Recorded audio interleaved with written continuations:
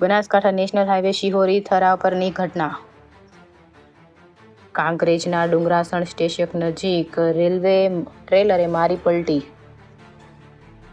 યુપીથી મુન્દ્રા જઈ રહેલા ટ્રેલરે ચાલકે સ્ટીયરિંગ પરથી કાબુ ગુમાવતા સર્જાઈ ઘટના. ટ્રક ડિવાઈડર પર ચડીને પલટી મારતા અફરાતફરી. સમગ્ર ઘટનામાં ટ્રેલર ચાલકનો આબાદ બચાવ, ટ્રેલરને નુકસાન. રિપોર્ટર ભગવાનભાઈ ગોર, કાંકરેજ.